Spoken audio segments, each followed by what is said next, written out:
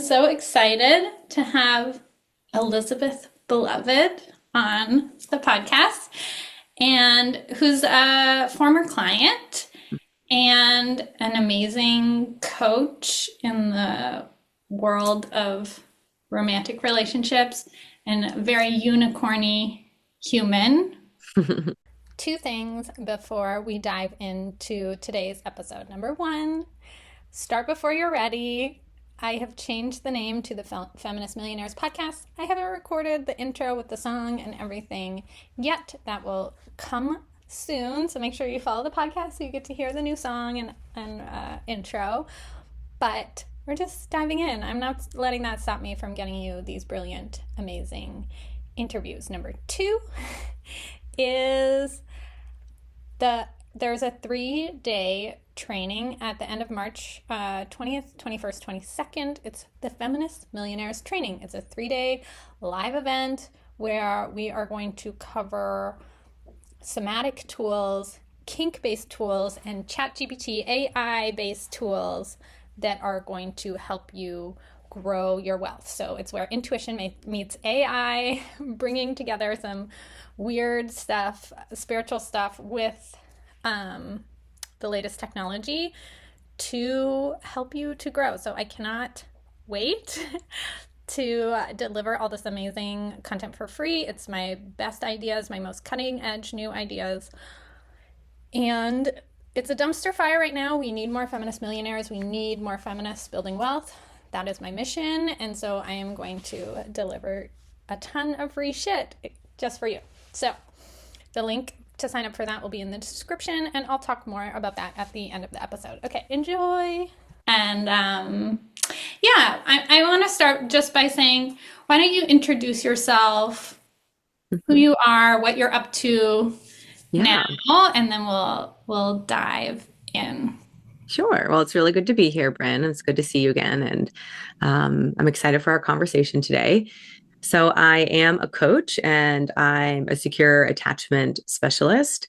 I've really made my way and founded my kind of key approach through dating and relating and helping folks become more securely attached with a somatic approach, a bottom-up approach. And I love working with folks in romantic relating. It's one of the most exciting experiences we ever have as a human on the planet. And that's my kind of core program. And my other program that I focus on is a secure attachment program as well, but it's for coaches and business owners. And so it's interesting because I was talking with a lot of folks, coaches who knew that they had secure attachment running their lives, or insecure attachment running their lives in some way. And we would get into these conversations and they would start to see how it shows up in their coaching practice, how it shows up in their client relationships, as it shows up and how they are on social media. And so I started teaching coaches as well. And it's just same work, different context, different application. And, my passion is really about helping folks amplify their heart, offering their heart to the world, and if that's in a romantic relationship, beautiful, wonderful. If that's in their coaching practice, beautiful, wonderful. And to let in all the good stuff that comes with, I think is one of the best things in life that we can have. And it can be hard to do if we've experienced any kind of attachment trauma, complex trauma, relational trauma. So that's where I come in to support. I love that. I love that. So, my first question is just like, how did you get connected to me? How did our relationship start? Yeah, I think I found you on a podcast. And I really enjoy somatics and find it to be effective for me.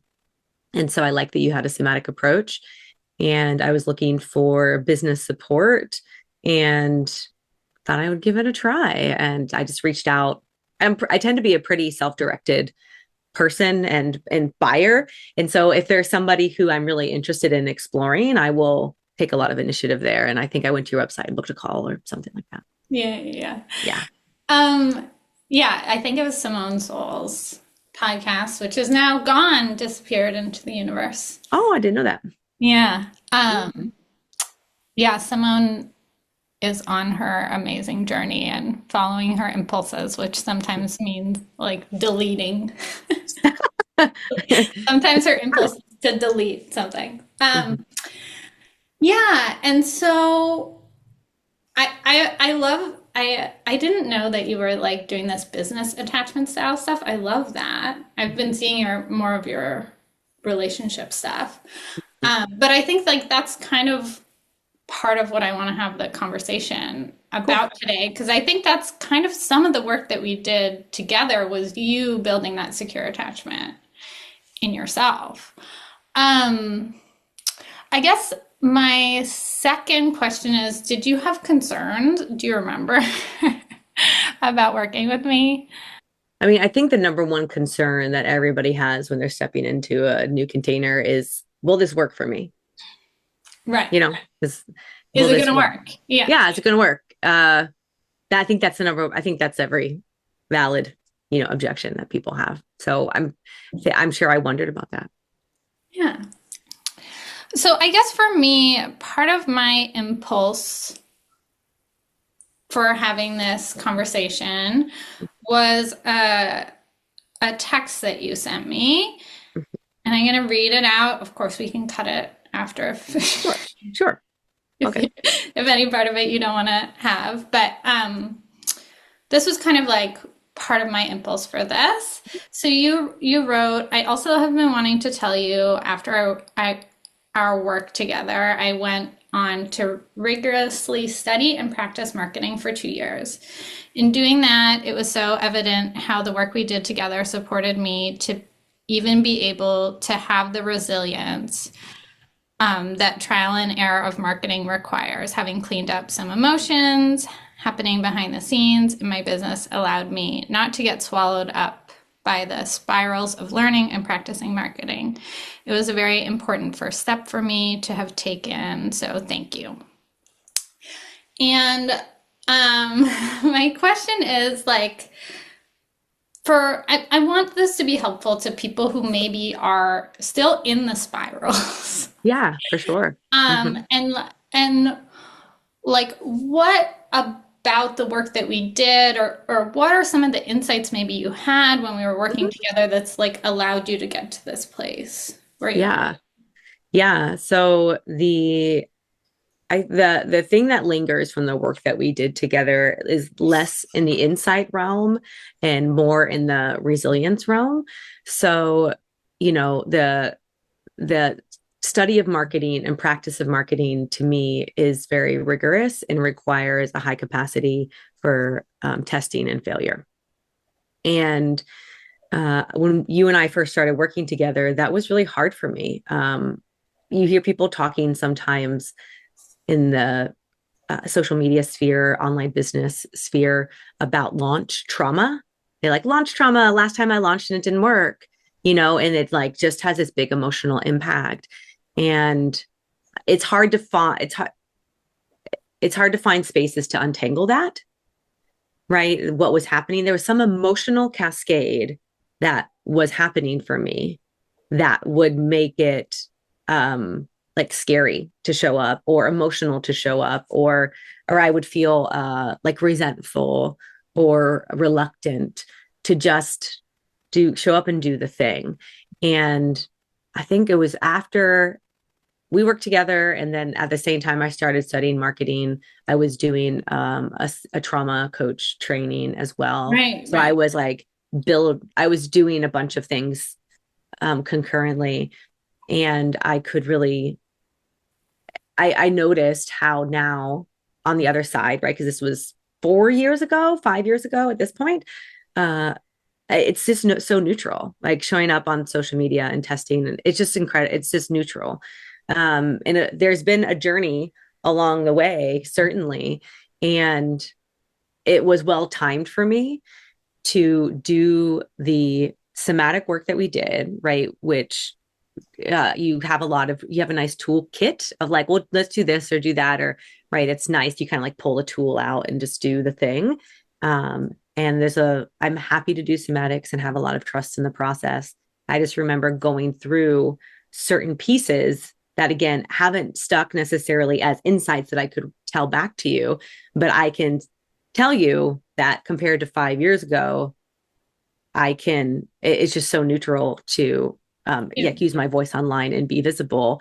And that because what I perceive happening, right, where some like stress cycles completing around business, um, inner child work to reorganize those, relationships with me and my parts so that I could create the space to, have the adult version of me show up and do things in my business.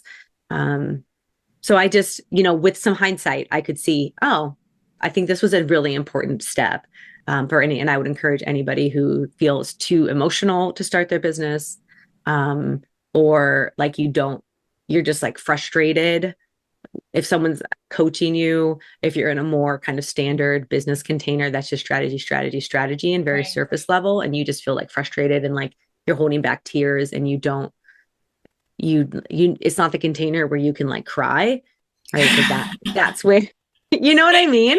Right. Yeah, yeah. Yeah. No, Mm-hmm. I think that's so relatable. The Mm-hmm. rejection, the level of rejection of starting a Yeah, business yeah, is like very much. you have to just keep increasing your rejection tolerance, like time after time Yeah, after time. Like that's almost what building a business is like yeah. all about. And that's how it relates to dating. That's how I figured out, oh, Right. yeah, it's the same process. It's the exact same. It's just what context people want to do it in. Yeah, and I think too, like I almost love that you don't have like thought insights because I think that's what we want with somatic work. Yeah, And that's the cool sure. thing about somatic work is like Mhm. you're just like, "Oh, I just don't feel like I'm gonna die after I like write this incredibly vulnerable thing about my romantic relationship," which I see you're writing now and it's like very vulnerable and and weird and witchy and all of the amazing things that I love about you. And you're like, I don't feel like death after Yeah, yeah. I post this. And even Hmm. if it's incredibly vulnerable and it gets 0 likes or someone has a mean comment Yeah. and I mean, I'm sure it's not like you're just like in bliss all the Mhm. time, but just like compared to before where maybe it was Yeah. like, yeah, the launch trauma of like nobody bought, and that means I'm a horrible, terrible Yeah. person and I don't Yeah. deserve love Yeah. because of that to get to a place where you're like, no, oh, nobody Hmm. bought. That's interesting. Hmm. Like, Hmm. I'm like so curious. Why did nobody buy? As opposed to Hmm. like, it's my fault. I'm terrible. I don't know how to make this business work. This is Bryn popping in from the editing room. When I was editing this podcast, I realized I forgot to get Elizabeth to really brag about how successful her business is now. And so I sent her a text and she recorded a little audio for you because her business now makes 100K plus. She paid off a car. So here's a little snippet about her car situation. Hi, Bryn. I thought of you today, and I was like, I got to message her right now to answer this question. So the way that you supported me in paying off my car was, like I shared in my feedback I sent above, it was the inner child work we did and the nervous system work we did really helped stabilize my system in order to be able to go on to learn skills like marketing that prior were really overwhelming for me and felt like too bro and too structured and I had a big aversion to and would kind of collapse under. And so by creating more resilience in my system, I could then step into, okay, I'm going to learn how to actually market this thing. And that was the precursor to my business, continuing to stabilize.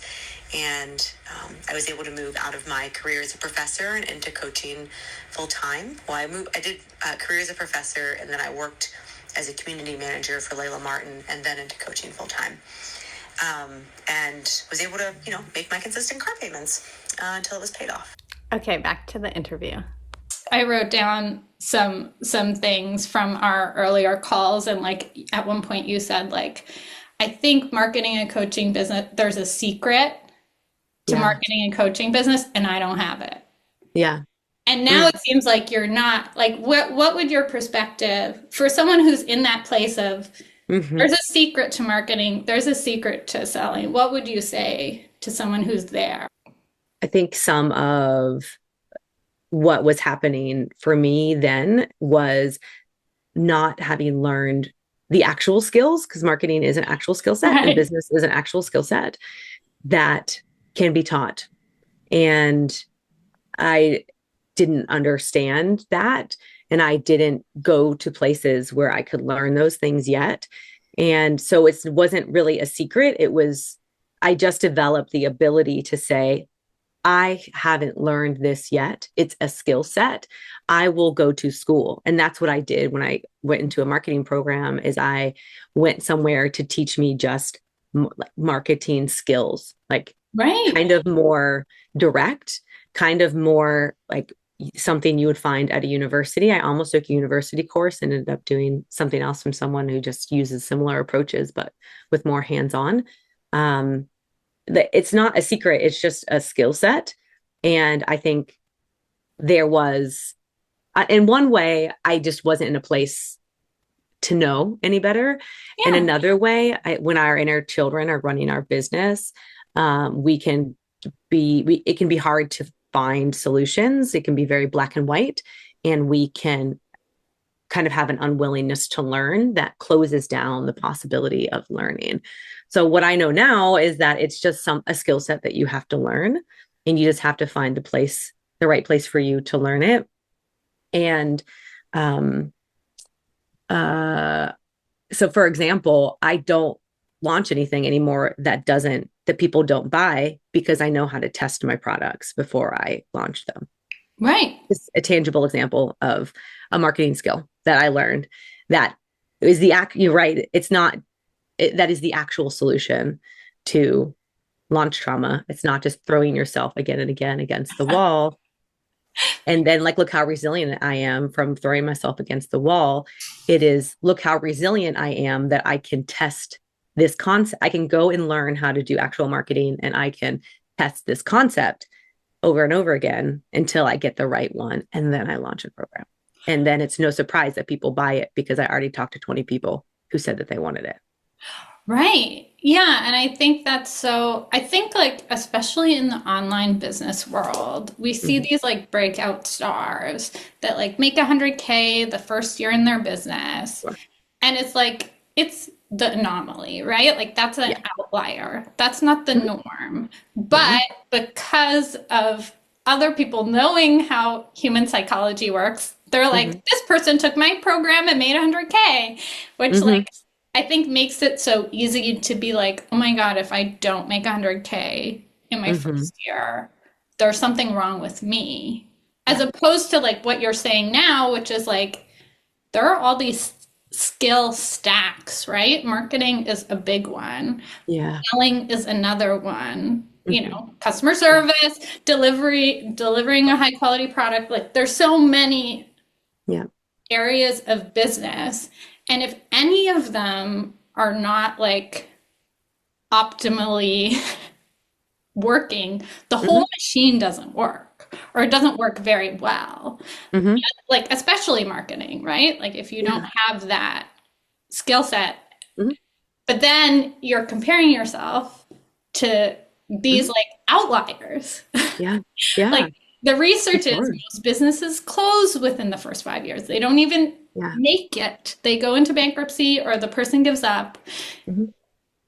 But in the online business world, it's almost like you hear these like unicorn stories of like, it just happened, and I just took this one course, when really it is more like the story you're telling, right? Where you're like, oh, I worked with Bryn, but like, Bryn wasn't like the only thing. It wasn't like, oh, that was like the magical thing. It's like, I also had to like go to school and I also had to do this. It's like, and Uh, I think that's a much more realistic story of how people become successful in oh, for online sure. businesses. Like there's all these pieces, but Hmm. I want to talk a little bit more about, you said like when your inner child is running your business, Hmm. you can like, that's when you do get into launch trauma or like whatever. So for someone who maybe doesn't know what that means, or Hmm. like what is somatic inner child work, some of the work Hmm. we did together, and maybe I don't know, maybe you do this with your clients as well in your new business, but maybe explain to someone what that is and what does it look like when the inner child's running the business versus like the healthy adult or the higher Yeah. self running the business. Yeah, for sure. Um, so I think of the inner child these days and actually two flavors, and this comes from Terry Real, when he talks about the wounded child and the adaptive inner child. Hmm. And so I think a lot of the work we did was directly with the wounded inner child. That's what I remember the most. And it Right. was just a really safe space to do that work and share some of those more vulnerable pieces, bring them to light, and then have a somatic approach to integrate and just tend to that wounded child. Um, that's an important thing to do. And there's also an adaptive inner child, which is the one with the black and white thinking, an unwillingness to learn new skills, and typically very harsh and critical. Sometimes that harsh critical voice gets projected inward, Hmm. perfectionist or inner critic, or it gets projected outward, right? As why should she have blah, blah, blah? Or I'm actually better than something, something. So why aren't I the successful one?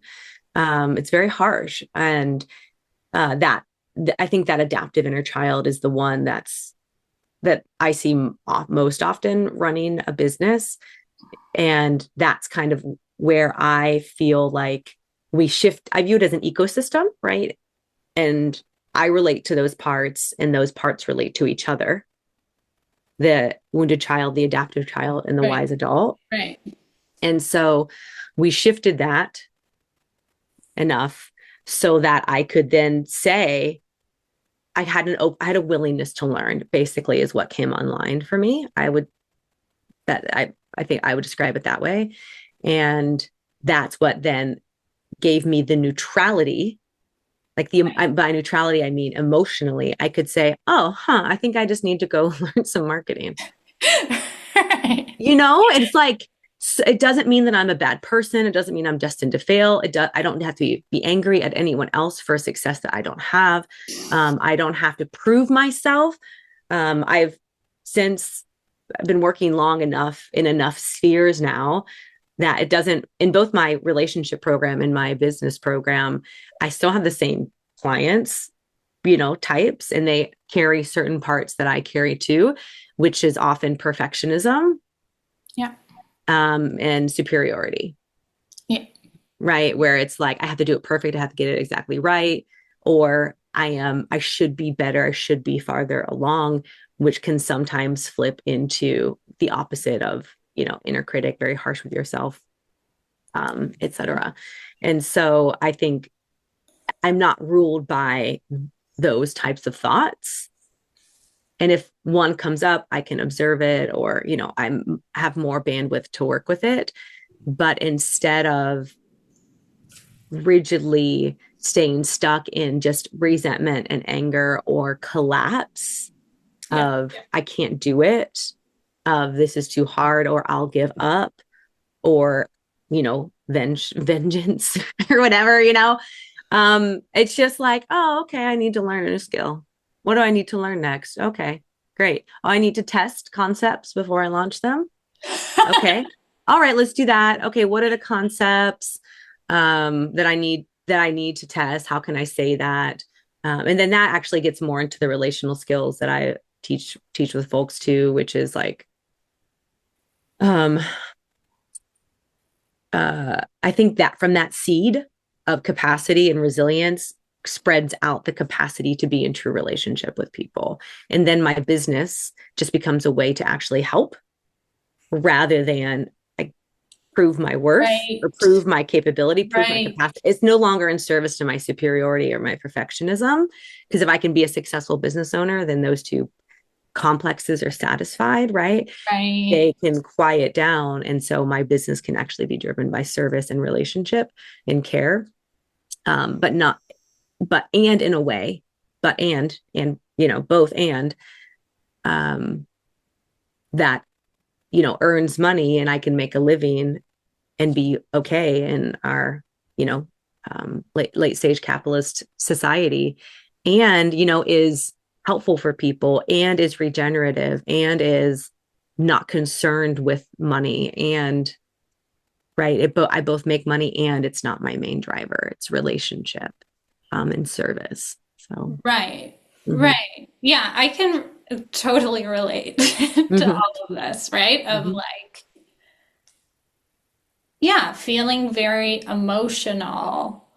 Yeah. And like some part of me like knowing I shouldn't be this emotional about like something not going the way I wanted it to, Mm-hmm. and like judging it's like all of these like, but it being incredibly draining to work in marketing or work in selling or do that work because of all this childhood stuff it's bringing up versus being able to like, and like I still am like going into the inner child and then going into the strategy. It's almost like it's for me it's like this back and forth where it's like, okay, I'm too hot do strategy right now, like I'm too in. I'm like, I like want to kill this person, so like not don't reply to the email, and like do a little like process. Yeah. And Mm-hmm. then once that's done, go to the email and then be like, okay, what's the strategy? What's the logical business step? So I guess like based maybe on our work together or on the work you do with clients, if someone is like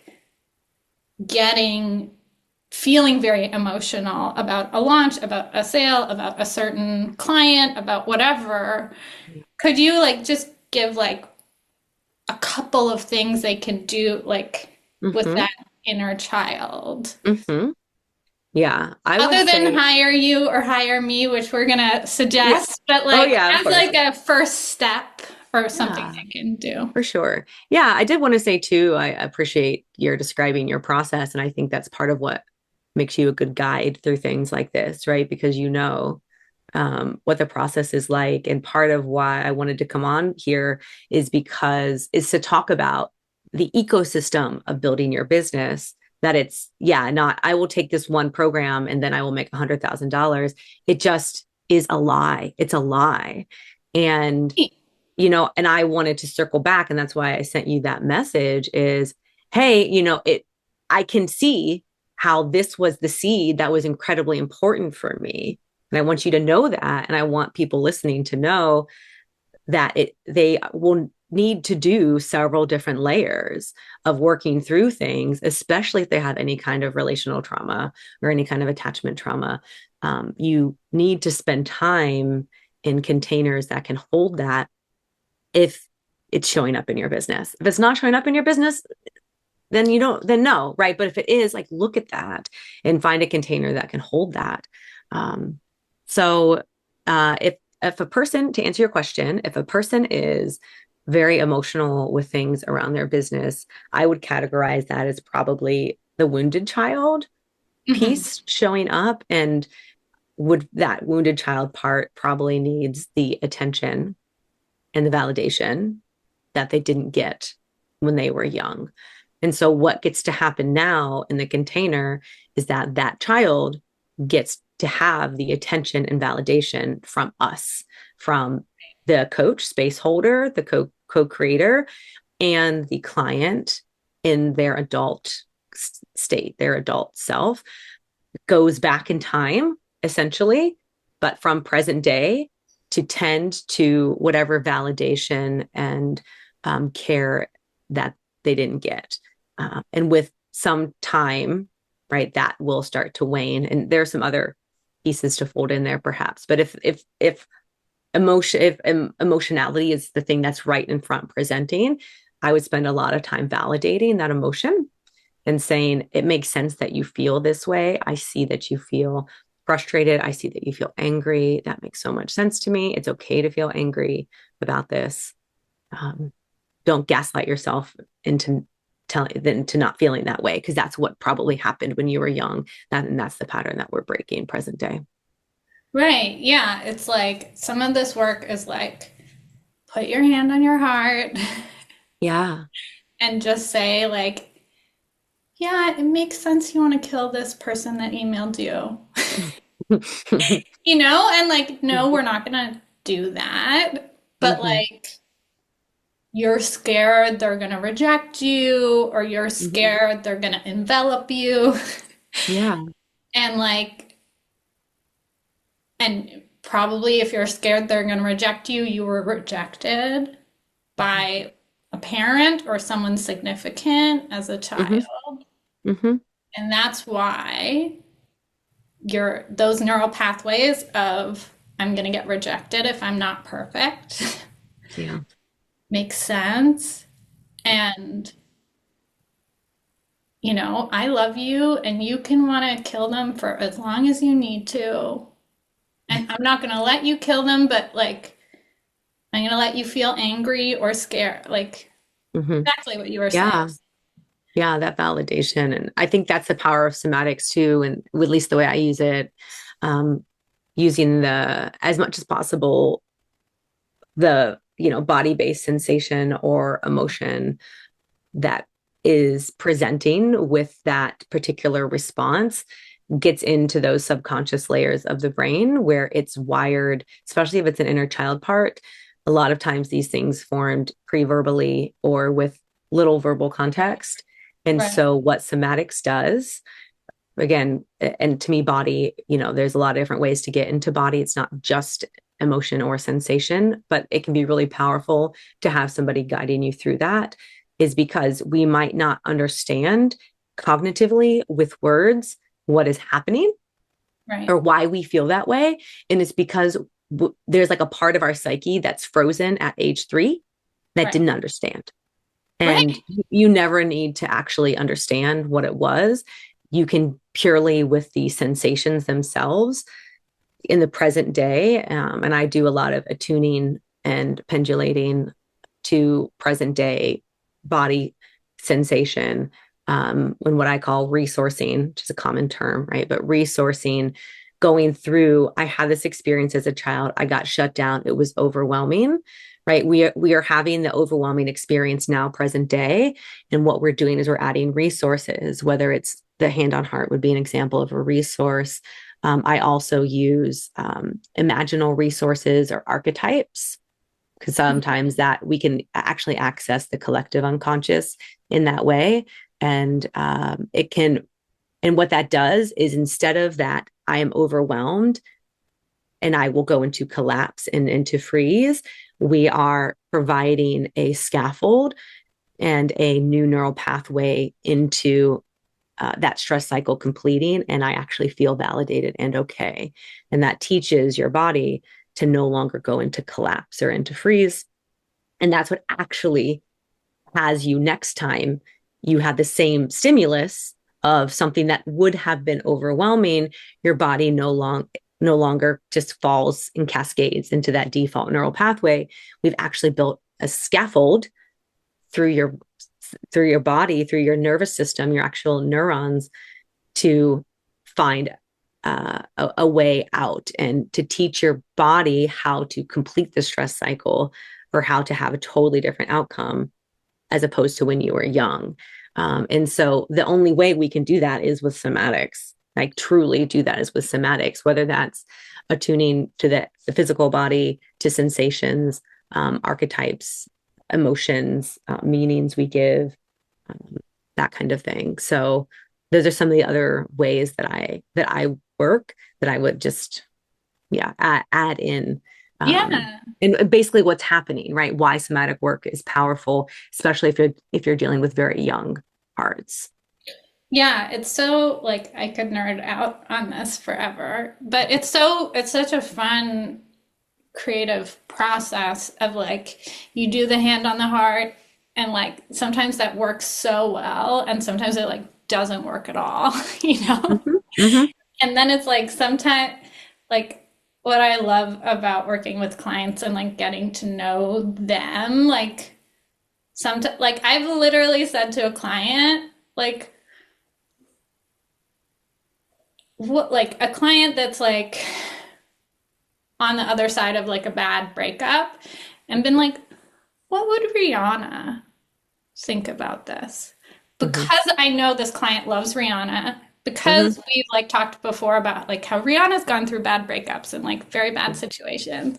And Sure. like and like that can be the thing that like unlocks Hmm. a new Sure. level of safety because it's like Rihanna's like, Hmm. fine, you're Yeah, not she's stupid. she's an archetype. Hmm. Exactly. Yeah, I just trying to give Yeah, yeah, like yeah. It's good. practical examples of Hmm. like It's good stuff. um how like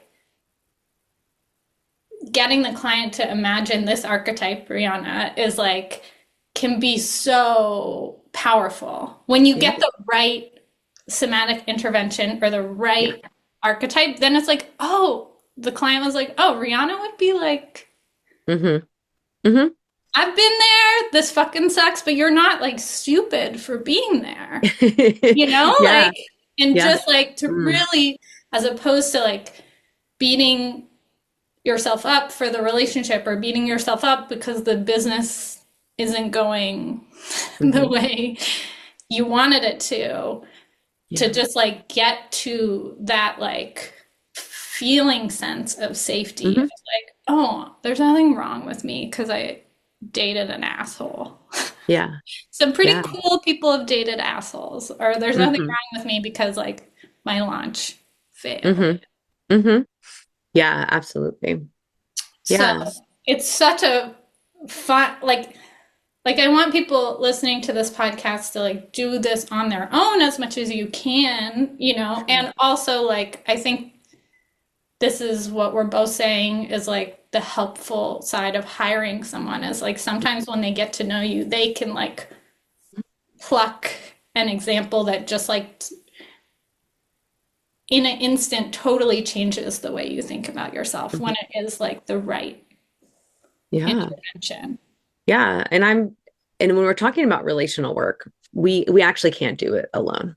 We can do some, and we're building some relationship with resource and with parts.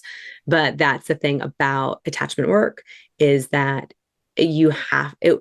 There's that saying that wounds that are inflicted in relationship have to be healed in relationship, and that can mean a romantic relationship that you get into that is healing and transformative for you if you do the right kind of work, which is what we do in relationship repatterning, my romantic love oriented program. But that's also what your support people should be doing for you, in my opinion, is being a holder of a container to see these things. We cannot see them without somebody else sometimes. And I don't mean that in a disempowering or like a capitalistic way at all. It's in so many ways, coaches and therapists and other helpers kind of provide the role in communities that used to be provided by the witches or the elders or the Right. council or the grandmother, or right. But with so many ruptures in our life and our relationships, we don't have that anymore. And I again have a kind of a practical approach to that, where it's okay, well, where do I need to go to learn these skills?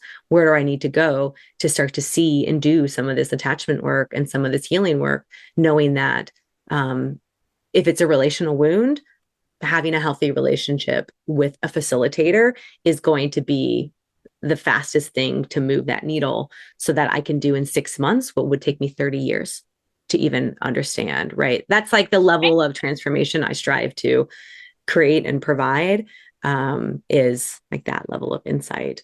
And also, Yeah.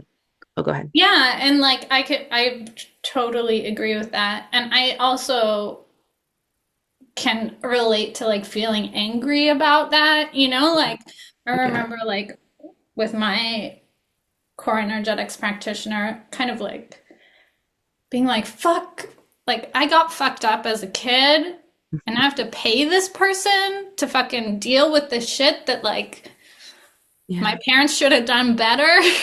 Yeah. And like Totally. feeling like the only way I get healthy love is like through money. Like, what the, like, Yeah. Yeah. like, Yeah. I get that.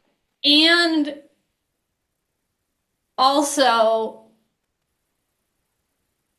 like going, like having it be so life changing, Yeah. like in the end, like having these moments where it's like, God damn it. And then being like where I am now, where it's like, oh, that money was so well spent. Like, thank Yeah. fucking God I did that. Then, Mhm. I Mhm. started as early as I started because I love my that. experience of everything, romantic, business, friendships, everything is so different from investing in that and repairing some Yeah. of those wounds and learning some people are trustworthy. Some people are So not true. trustworthy. Yeah. But having that example of my core energetics practitioner be a trustworthy Yeah. person. Yeah. And like, again, that's like one of those like foundational things of just like as an adult, you have more options of people. Yeah. As a kid, you have your parents or your primary caregivers, whoever those people are, and you Mhm. got to make it work. Yeah. And as an adult, you have so much choice, and you can choose someone who's just like your mom if you want to, and you can reinforce that pattern of people are not trustworthy because I'm dating or my client is just like my Mhm. mom or I'm dating someone just like my mom. But as an adult, the truth is, or my boss is just like my mom, you have more choice. You don't have to stay in that particular relationship or with that boss or with that client. Yeah. And and having these support people that can be an example of someone who's trustworthy, who's on your side, who makes mistakes, but who once they notice they make a mistake, they apologize, they take accountability. Yeah. It's so life changing on a nervous system level to be like, oh, this is an option for a Yeah. relationship. That's a great way to put it. I And love that, that you're talking about choice. yeah, because I think that's like the big difference between childhood and adulthood. Mm. As a Hmm. kid, you do all of these weird survival patterns because you at 5, you can't be like, I'm going to move out. This is not Hmm. working for me. I have boundaries. At 5, No. Yeah. Yeah. at 5, you really aren't allowed to have boundaries unless you have like parents who are supporting that. But like in a toxic situation or in a difficult situation, you can't have boundaries at 5. It's true. Yeah. I'm so glad you spoke to that too. And um, the there's something I was going to add. Mm-hmm. I don't remember what it was, but I was going to circle back to something that you mentioned too. This, because I imagine folks listening to your podcast, some of them might be coaches as well, or Mhm. yeah, like helpers of some kind.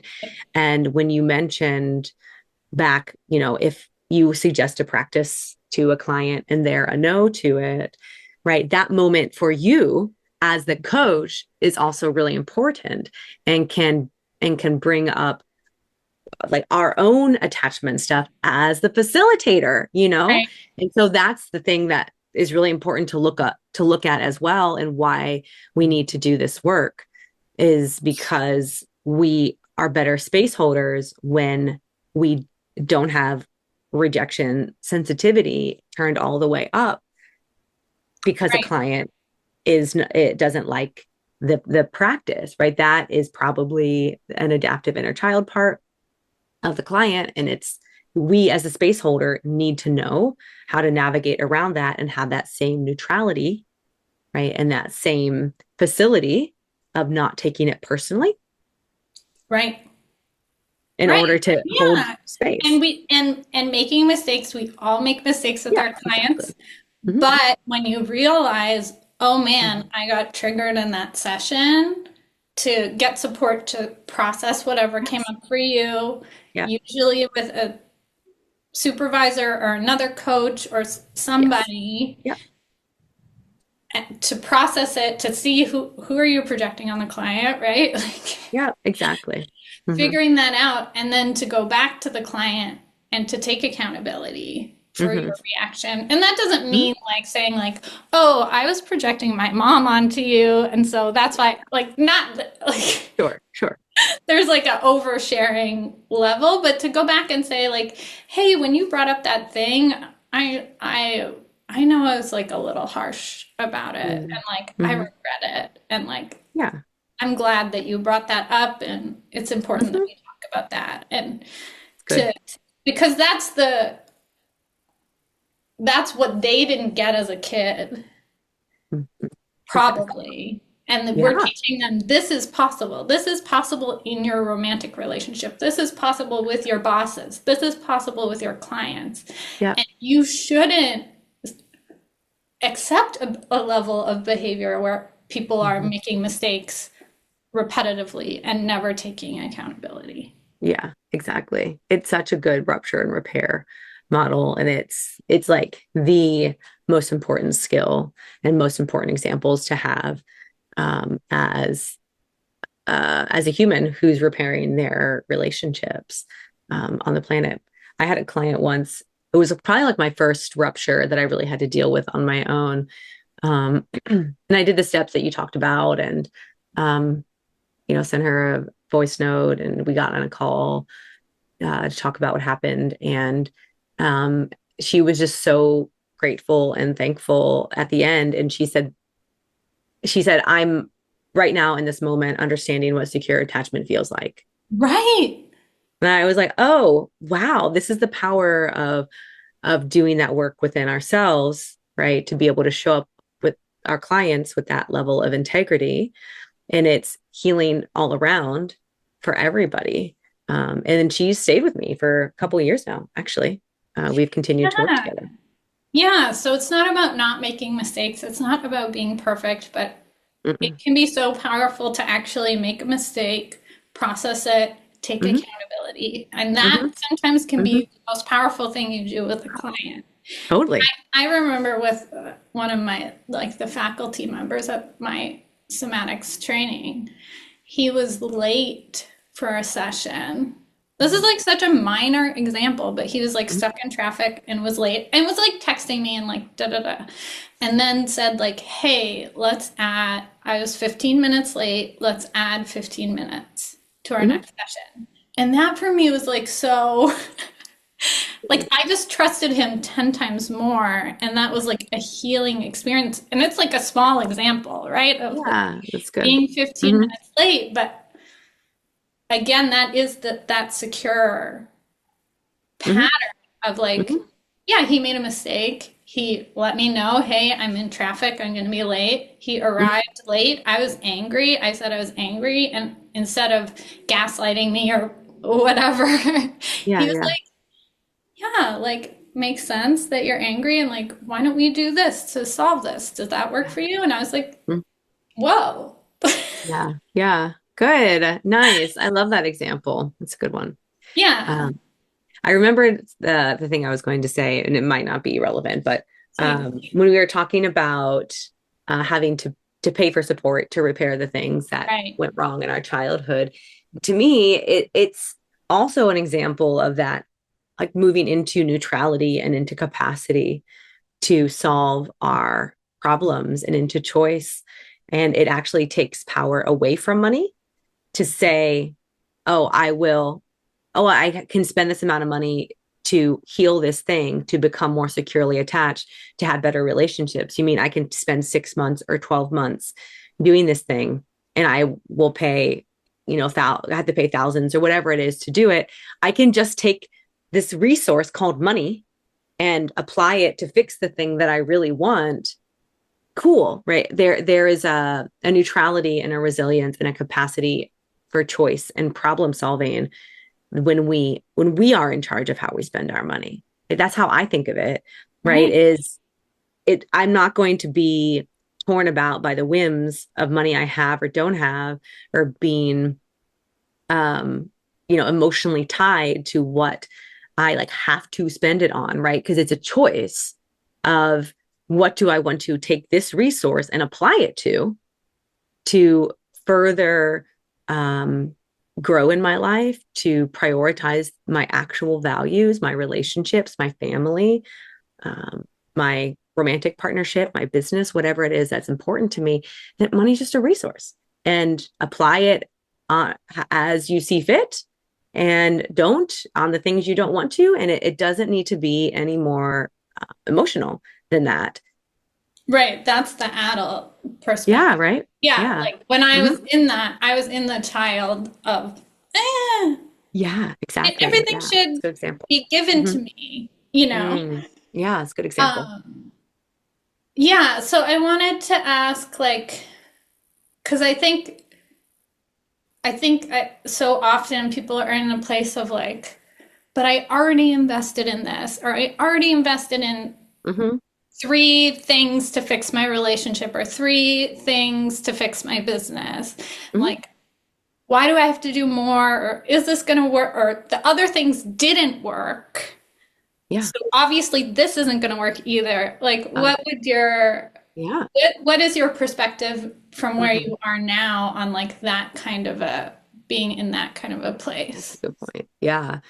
I think one of the things I try to do on my discovery calls with people, or even just in DM conversations, folks who are interested in, finding lasting soulmate level love, or, healing from breakup, in a way that they never have to repeat those same patterns again. That's usually what folks come to me for. And we're also that's going to bring up all of our complex trauma and relational trauma. Is part of my job is to help create clarity, if they don't already have it, around what didn't work from that other program. What actually did you try? Like, actually, right? What was in that program that helped? What was in that program that didn't help? What was not in that program? What have you not explored? Right. What have you not tried? Because there is no reality in my book, it's my philosophy, in which you don't deserve love. That's just not true. Like, right. Lies, no, that's not an option. So although there are parts of us that can feel that way, right? But operating from the assumption that there is a way forward, that's when we activate our problem solver, our wise adult. What is the missing piece that you haven't yet tried? And it's then just a simple explanation for, this program helped me with these things. It wasn't equipped to help me with these things, but I need the things on this second list to get where I'm going. So I will just go, find it. Like when I go grocery shopping, I go to my local butcher because they have the best steaks, but I can't get all of my groceries there, and so I have to go to Aldi, or to get the other thing, whatever it is. Right. And I'm not like mad that that I invested in my butcher giving me the really great steaks that are delicious and I want to eat. And just because they don't have everything that Aldi has, or whatever, wherever you shop, right? It's just, there are different approaches. And I think for a lot of folks too, with the work that you and I both do, Bryn, is the missing piece is somatics. Right. So a lot of those kind of breakout folks in coaching, or, even in therapy, at least where I live, you live in a bigger metropolitan area, but it's been a pursuit of mine to find people who can hold space for me, like I hold for other people, who know about somatics, because I see how effective it is. And I want that because I watch it transform lives quickly. And when I've had that kind of holding and container, it's it's been the fastest path and the most transformative and the most enlightening. And I am very growth oriented, I think, as a person. So I think a lot of times the somatic piece is what was missing instead of just mindset or talking through things. That's so Um, true. mhm. Yeah, that's my experience too. Like talk therapy. I remember when I did my first somatic intervention ever, and I think it was body talk therapy, which like I'm not really connected to that world anymore, but it was a somatic thing. And I remember going to the session and being like, this was like 20 talk therapy sessions in one. Like, what Yeah. the fuck is this It's shit? so good. Yeah, yeah. And That's good. like Yeah. Mm-hmm. similar to you, like being like, okay, Mm-hmm. this shit works. So like Yeah. Mm-hmm. let's learn Yeah. more about And this. I think too, I want to speak to something that I hear implicitly a little bit in that question when people have it is sometimes they have been in containers that were not transparent. I know Right. that's happened to me, and I think that needs to be addressed. I don't want to blow over that at all. That's something that occasionally I'll have like a section of my clients will come in, or sometimes they don't even come in as a potential client, and it's just the discovery call that we spend unpacking the relationship trauma they've experienced with other coaches and other containers. Yeah.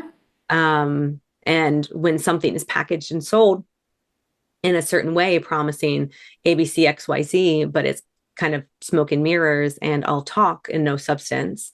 And they get inside and there's not the level of holding, right? It's somebody who's very good at marketing without the But skill not so set. good at delivering. Yeah. Yeah, right, right. Which is, what I think you and I share the value of really prioritizing the delivery and the space holding and the expertise.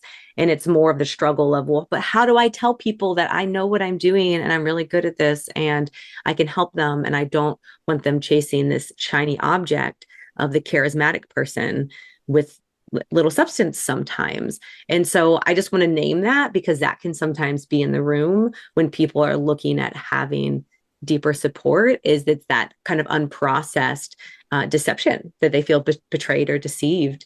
And that if I find that person, that is something we address inside the container itself. Like Yeah. trust and self-trust is a big, big piece of the journey.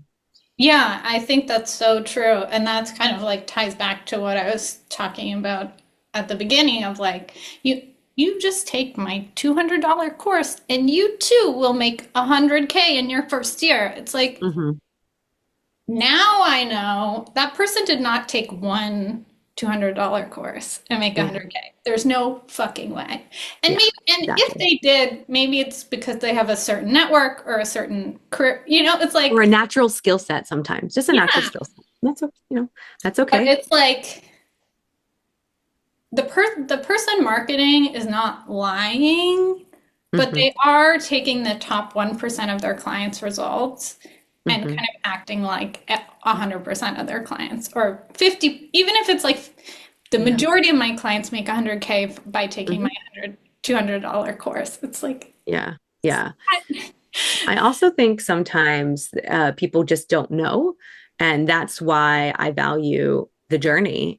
Somebody who has a natural skill set at marketing or a natural skill set of visibility, or was always kind of the popular girl, or has always, had an easy time getting all the guys to like her or like whatever that is not going to be equipped as a teacher to teach you, right? They don't know. They don't they know didn't how, go if through. they don't know how they got to be successful, yeah, right? Like Yeah, if it was a natural skill set, how are they going to teach you? right. It's Like like the kid yeah, that was like naturally good at math is usually not a good math tutor. yeah, you have to learn and go through the skill set of someone to teach. And, when it comes to the relationship work that I do and both of my containers, like, relationships have been my primary life curriculum, going from everybody in my sphere has some kind of personality disorder, just really isolated, like PhD level track of relating, just all of the bad stuff. and figuring out how to climb my way out of all of those patterns and out of the trauma of my first marriage and all of those things. Like I haven't just taken a certification to teach how to heal these things. I have walked it and I have learned what works and what's helpful. And that's how I choose what I get certified in, right? I'm not just saying this person that taking this course, teach your clients how to be securely attached. No, I lived that. I knew what I needed. And so I picked what I signed up for in order to attend to my own needs as I was on the journey, and acquired a skill set based on a real journey that I could then look back and reach a hand back and say, hey, this path is carved. Don't go up the mountain the long way. Come up this way. And yeah, I don't know. I value that. Yeah. Yeah. I think that's like the new way. Like the old way is like, do you teach at Harvard? And like the new way is like, have you lived this shit? Have you clawed your way out of it? And like, that's who I want to learn from too, are the people who are like on this, in the struggle, have gone through the struggle, have learned the lessons, are ready to share. I agree. So everyone listening, I think you should definitely hire Elizabeth. You can hear how brilliant and thoughtful and ethical she is, and not trying, marketing hard, but not in a way where she's saying it's going to happen magically in 3 days. And nope. Yeah. So, if you are struggling in romantic relationships, go to her. If you're struggling with business secure attachment, go to her. How can they, if they're like, I want to connect with Elizabeth, what's like the first step? Yeah. So my website is safeinmybody.com. And I have a link right there. You can book a discovery call depending on which program you're interested in. And I also have a Facebook under Elizabeth Beloved. Instagram is Elizabeth Beloved Coach. I do also have a TikTok, but we'll see if that continues to exist as well. You can search me on there for Elizabeth Beloved, I think comes up, or Safe in My Body also comes up. Yeah. And DM me or book a call. Yeah, I'll make sure everything is linked. Always have a conversation, see what you're experiencing and what you might need, and how I can support you to healing all of those breakup patterns that you're just super fed up with, so you can be open to romantic love. Been a big part of my story. Just got remarried this year, something I never thought I was going to do. And it was, a big year. And also applying those skills to business. If that's where your heart really feels called, is, I want to ignite the passion in my heart for helping other people, then we can talk about that too. Yeah, I think it's like our life path puts certain challenges in the way for us to learn certain levels or certain lessons. And so some of us are on life is throwing a lot of romantic challenges at us. Sometimes life is throwing a lot of like business entrepreneurship challenges. And so wherever you're on, get support, because it's it's hard, but it's worth it, It's 100%. Experience with this. It's so worth it. Yeah. And if people are here listening to your podcast, they're probably into personal development. They know they need to do this work. So find the right kind of support, talk to a lot of different people. Don't be afraid to get on calls or reach out in DMs. Trust yourself in your own discernment. You can say no, right? If you book a call with Bryn and you wonder and you say, I just feel like it's not quite the right container for me. It's okay to tell Bryn that. And, it's okay. You get to decide, right? And you can interview a bunch of different people about what you need and don't need. And I think it can be scary if we've been in really intense sales scenarios, certainly. Right.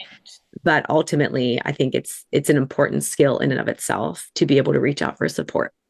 Yeah, for me, for sure. I know when I go on the calls, like on a sales call, again, that's like this is like literally a healing journey of like not booking calls because I'm like scared I can't say no. And Mm. now I like book so many sales calls because I'm just like, if I Yeah. feel like a little spark, I'm like, why not? Yeah, right. And I always go in being Mhm. like, I can tell them I need to think about it. Like that's like, it's almost like my plan. Yeah, Going totally. into the call, and like sometimes you feel a hell yes right away, and Hmm. then you can go with that, or a hell no right away, and you Yeah, can go with that. But like for sure. almost like entering the call with like giving yourself the permission of like, Hmm. I can tell them I need to sleep on it. I need to think about it. And like, it's so fun. Like, I went on a sales call this week, and this happens to be someone that I'm like not gonna hire based on the call, but it was like so fun. He was so nice. I like got some insights Yeah. from the call itself. Huh. So yeah, book Yeah, take that first absolutely. step. If you feel called to book it with Elizabeth, do it. If you feel called to book it with me, do it. And like both of us, I think we can say like we're not gonna say get out your credit card or we're gonna change the price to 1,000 more. You know, like we're not. That's not our Yeah. stuff. Yeah. Yeah. Absolutely. Absolutely. It gets to be an empowering thing. Uh, Yeah.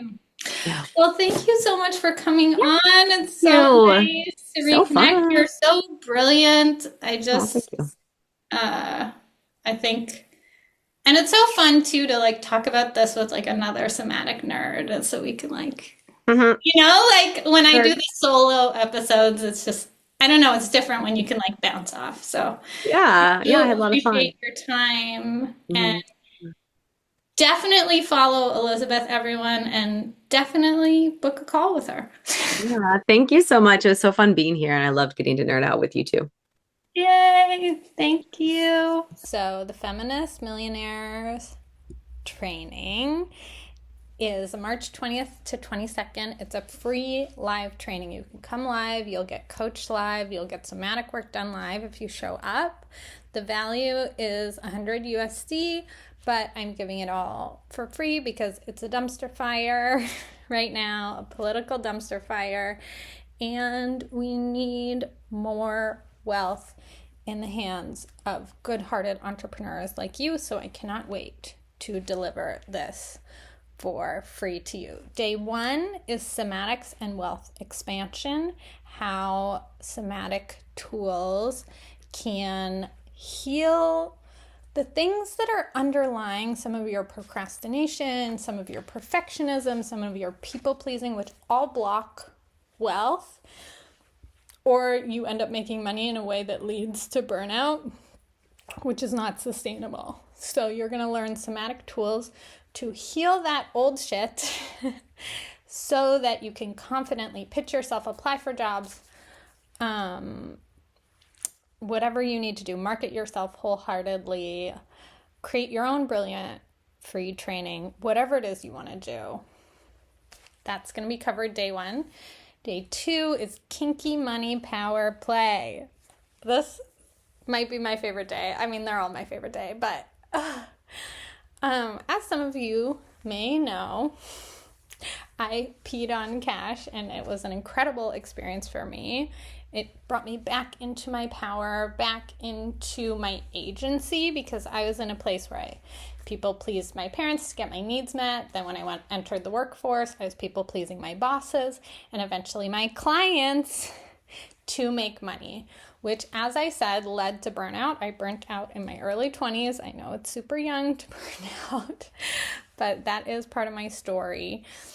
And so by peeing on cash, I took this dominant, powerful position of saying, you do not control me. My budget does not control me. My boss does not control me. I'm the steward of my money, of my debt, of everything that's happening.